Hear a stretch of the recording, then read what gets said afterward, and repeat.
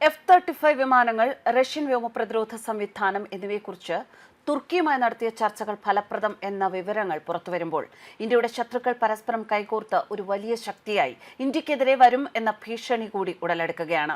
US തുർക്കിക്കും തുർക്കി പാകിസ്ഥാനും കൂടുതൽ കരുത്തായി ആയുധ കൈമാറ്റങ്ങൾ നടത്തുകയാണ്. ഇന്ത്യ പ്രതിരോധ രംഗത്ത് കൂടുതൽ ജാഗ്രത പാലിക്കണം.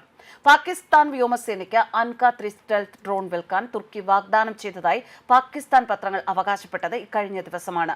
അടുത്ത തലമുറ അൻക-3 സ്റ്റെൽത്ത് ഡ്രോൺ തുർക്കി പാകിസ്ഥാന് ഔദ്യോഗികമായി വാഗ്ദാനം ചെയ്തതായി ടൈംസ് ഓഫ് ഇസ്ലാമാബാദ് റിപ്പോർട്ട് ചെയ്യുന്നു. പാകിസ്ഥാൻ വ്യോമസേനയ്ക്ക് ആഴത്തിലുള്ള ആക്രമണശേഷി നൽകാൻ കഴിയുന്ന ഈ ഡ്രോൺ ടർക്കിഷ് എയ്റോസ്പേസ് ഇൻഡസ്ട്രീസ് ആണ് വികസിപ്പിച്ചെടുത്തത്.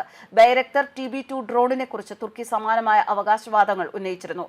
എന്നാൽ ഇവ ഇന്ത്യക്കെതിരെ പരാജയപ്പെട്ടു. ഇത് ബൈരക്തർ TB2 ഡ്രോണിന്റെ വിൽപ്പനയെ സാരമായി ബാധിച്ചു.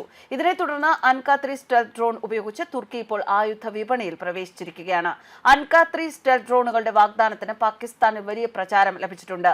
എയ്റോ ന്യൂസ് എന്ന ജേർണലിലെ ഒരു റിപ്പോർട്ട് അവകാശപ്പെടുന്നത് പാകിസ്ഥാനിൽ ഒരു പ്രാദേശിക ഉൽപാദന പ്ലാന്റ് സ്ഥാപിക്കുന്നതുൾപ്പെടെ കുറഞ്ഞത് 100 അൻക-3 സ്റ്റെൽത്ത് ഡ്രോണുകളെങ്കിലും ആഭ്യന്തരമായി നിർമ്മിക്കാൻ തുർക്കി വാഗ്ദാനം ചെയ്തു എന്നാണ്. ഡ്രോണുകളുടെ വ്യാപനം സംഘർഷങ്ങൾക്ക് പുനർരൂപം നൽകുന്ന മിഡിൽ ഈസ്റ്റിന്റെ സൈനിക ഭൂപ്രകൃതിയെ അൻക-3യുടെ വിന്യാസം വലിയ തോതിൽ മാറ്റിമറിക്കാം. സിറിയ, ലിബിയ, കോക്കസസ് എന്നിവിടങ്ങളിലെ യുദ്ധങ്ങളിൽ തുർക്കിയുടെ ഡ്രോണുകൾ ഇതിനകം തന്നെ സ്വാധീനം ചെലുത്തിയിട്ടുണ്ട്. ഇത് കൃത്യമായ ആക്രമണങ്ങളും ISR നേട്ടങ്ങളും നൽകുന്നു.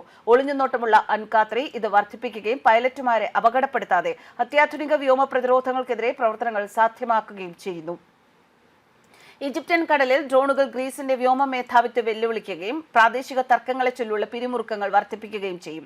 സിറിയയിലും ഇറാഖിലും കുർദിഷ് ഗ്രൂപ്പുകൾക്കെതിരായ തുർക്കിയുടെ ഭീകരവിരുദ്ധ ശ്രമങ്ങളെ ശക്തിപ്പെടുത്താനും കരസേനയിൽ നിന്ന് വ്യോമ ആധിപത്യത്തിലേക്ക് അധികാരം മാറ്റാനും അവയ്ക്ക് കഴിയും. അസർബൈജാൻ പോലുള്ള സഖ്യകക്ഷികൾക്കോ സാധ്യതയുള്ള എതിരാളികൾക്കോ കൂടുതൽ കഴിവുകൾ ഉണ്ടാകുമെന്ന് ഭയന്ന് തുർക്കി ഡ്രോണുകൾ പ്രാദേശിക സന്തുലിതാവസ്ഥയിൽ മാറ്റം വരുത്തും എന്ന് ഇസ്രായേലി മാധ്യമങ്ങൾക്ക് ആശങ്കയുണ്ട്. മുൻകാല ഡ്രോൺ ഉപയോഗങ്ങളിൽ കാണുന്നത് പോലെ ഇറാനിയം സ്വാധീനം തടയുന്നതിനും മിഡിൽ ഈസ്റ്റിലെ തുർക്കിയുമായി ചേർന്ന സുന്നി പ്രസ്ഥാനങ്ങളെ പിന്തുണയ്ക്കുന്നതും വിശാലമായ പ്രത്യാഘാതങ്ങളിൽ ഉൾപ്പെടുന്നു. ടർക്കിഷ് എയ്റോസ്പേസ് ഇൻഡസ്ട്രീസ് രൂപകൽപ്പന ചെയ്ത് വികസിപ്പിച്ചെടുത്ത അൻക-3 ഡ്രോൺ അടുത്ത തലമുറ ഡ്രോൺ യുദ്ധത്തെയാണ് പ്രതിനിധീകരിക്കുന്നത്. റഡാർ ക്രോസ് സെക്ഷൻ ഒഴിവാക്കുന്നത് കുറയ്ക്കുന്ന ഒരു വാലില്ലാത്ത പറക്കുന്ന ചിറകിന്റെ രൂപകൽപ്പനയാണ് ഇതിനുള്ളത്. ടർബോഫാൻ പ്രൊപ്പൽഷൻ മാക്സ് 0.7 വരെ വേഗത നൽകുന്നു. കൂടാതെ പ്രിസിഷൻ ഗൈഡഡ് യുദ്ധോപകരണങ്ങൾ, എയർ ടു എയർ മിസൈലുകൾ, ഇലക്ട്രോണിക് വാർഫെയർ സിസ്റ്റങ്ങൾ എന്നിവയ്ക്കായി 1200 കിലോഗ്രാം പേലോഡ് ശേഷിയും ഇതിനുണ്ട്. ശത്രു വ്യോമ പ്രതിരോധ സംവിധാനങ്ങളെ തകർക്കാൻ ഇത് പ്രത്യേകം രൂപകൽപ്പന ചെയ്തിട്ടുണ്ടെന്ന് അവകാശപ്പെടുന്നു. അതായത് ഇന്ത്യയുടെ റഷ്യൻ S-400 വ്യോമ പ്രതിരോധ സംവിധാനത്തെ വെല്ലുവിളിക്കാൻ ഇതിന് സാധിക്കുമെന്നാണ് തുർക്കി പറയുന്നത്. ഇതിനു പുറമെ ആകാശ് 40,000 അടി ഉയരത്ത് തുടർച്ചയായി 10 മണിക്കൂർ വിന്യസിക്കാവുന്ന തരത്തിലാണ് ഈ ഡ്രോണിന്റെ രൂപകൽപ്പന. കഴിഞ്ഞ വർഷം പറക്കൽ പരീക്ഷണങ്ങൾ പൂർത്തിയാക്കിയ അൻക-3 പ്രതിരോധ സഹകരണ സംരംഭത്തിന്റെ ഭാഗമായി പാകിസ്ഥാനെ സജീവമായി വിപണനം ചെയ്യുന്നുണ്ടെന്ന് അടുത്തിടെ നടന്ന ഉന്നതതല സൈനിക ചർച്ചകളിൽ മുതിർന്ന തുർക്കി ഉദ്യോഗസ്ഥർ സ്ഥിരീകരിച്ചു.